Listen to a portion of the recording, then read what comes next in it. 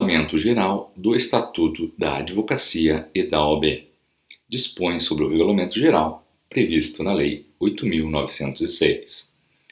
O Conselho Federal da Ordem dos Advogados do Brasil, no uso das atribuições conferidas pelos artigos 54, inciso 5 e 78 da Lei 8.906, de 4 de julho de 1994, resolve: Título 1 da Advocacia. Capítulo 1 da Atividade de Advocacia. Seção 1 da Atividade de Advocacia em geral. Artigo 1º.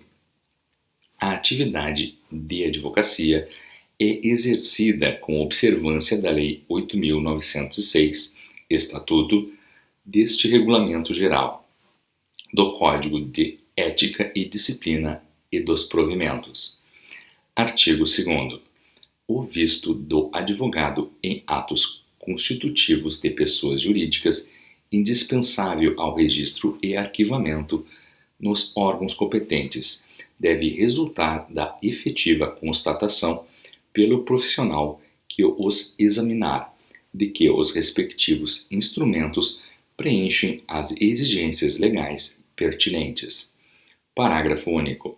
Estão impedidos de exercer o ato de advocacia referido neste artigo os advogados que prestem serviços a órgãos ou entidades da administração pública, direta ou indireta, da unidade federativa a que se vincula a junta comercial, ou a quaisquer repartições administrativas competentes para o mencionado registro. Artigo 3º. É defeso ao advogado funcionar no mesmo processo, simultaneamente como patrono e preposto do empregador ou cliente. Artigo 4º. A prática de atos privativos de advocacia por profissionais e sociedades não inscritos na OAB constitui exercício ilegal da profissão. Parágrafo único. É defeso ao advogado prestar serviços de assessoria e consultoria jurídica para terceiros em sociedades que não possam ser registradas na OAB. Artigo 5. Considera-se efetivo exercício da atividade de advocacia a participação anual mínima em 5 atos privativos previstos no artigo 1º do Estatuto em causas ou questões distintas. Parágrafo único. A comprovação do efetivo exercício faz-se mediante a linha A, certidão expedida por cartórios ou secretarias judiciais. A linha B, cópia autenticada de atos privativos. A linha C, certidão expedida pelo órgão público no qual o advogado exerça a função privativa do seu ofício, indicando os atos praticados. Artigo 6º. O advogado deve notificar o cliente da renúncia ao mandato. Artigo 5º, parágrafo 3º do Estatuto, preferencialmente mediante carta com aviso de recepção, comunicando após ao juízo. Artigo 7º. A função de diretoria e gerência jurídicas em qualquer empresa pública, privada ou paraestatal, inclusive as instituições financeiras, é privativa de advogado, não podendo ser exercida por quem não se encontre inscrito regularmente na OAB. Artigo 8º.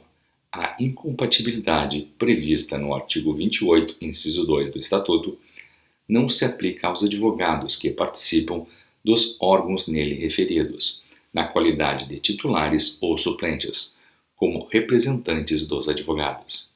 Parágrafo 1º. Ficam, entretanto, impedidos de exercer a advocacia perante os órgãos em que atuam enquanto durar a investidura. Parágrafo 2º. A indicação dos representantes dos advogados nos juizados especiais deverá ser promovida pela subseção ou, na sua ausência, pelo Conselho Seccional. Seção 2 da Advocacia Pública. Artigo 9. Exercem a advocacia pública Os integrantes da Advocacia Geral da União, da Defensoria Pública e das Procuradorias e Consultorias Jurídicas dos Estados, do Distrito Federal, dos municípios, das autarquias e das fundações públicas, estando obrigados à inscrição na OAB para o exercício de suas atividades. Parágrafo único. Os integrantes da Advocacia Pública são elegíveis e podem integrar qualquer órgão da OAB. Artigo 10. Os integrantes da Advocacia Pública, no exercício de atividade privativa prevista no artigo 1º do Estatuto, sujeitam-se ao regime do Estatuto, deste Regulamento Geral e do Código de Ética e Disciplina, inclusive quanto às infrações e sanções disciplinares. Seção 3 do advogado empregado. Artigo 11.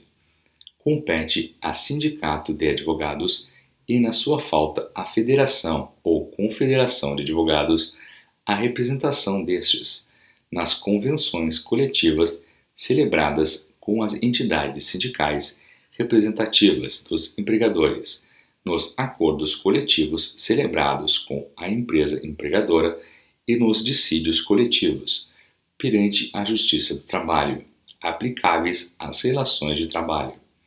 Artigo 12. Para os fins do artigo 20 da Lei 8.906, considera-se de dedicação exclusiva o regime de trabalho que for expressamente previsto em contrato individual de trabalho. Parágrafo único. Em caso de dedicação exclusiva, serão remuneradas com extraordinárias as horas trabalhadas, que excederem a jornada normal de 8 horas diárias. Artigo 14. Os honorários de sucumbência, por decorrerem precipuamente do exercício da advocacia e só acidentalmente da relação de emprego, não integram o salário ou a remuneração, não podendo assim ser considerados para efeitos trabalhistas ou previdenciários. Parágrafo único. Os honorários de sucumbência dos advogados empregados constituem fundo comum, cuja destinação é decidida pelos profissionais integrantes do serviço jurídico da empresa ou por seus representantes. Capítulo 2. Dos direitos e das prerrogativas. Seção 1. Da defesa judicial, dos direitos e das prerrogativas. Artigo 15.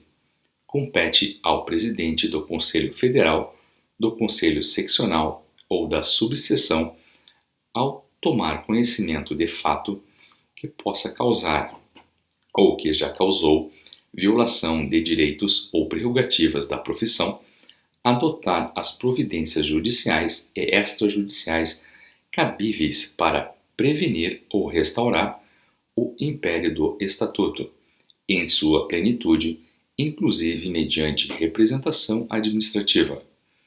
Parágrafo único. O presidente pode designar advogado investido de poderes bastantes para as finalidades deste artigo. Artigo 16.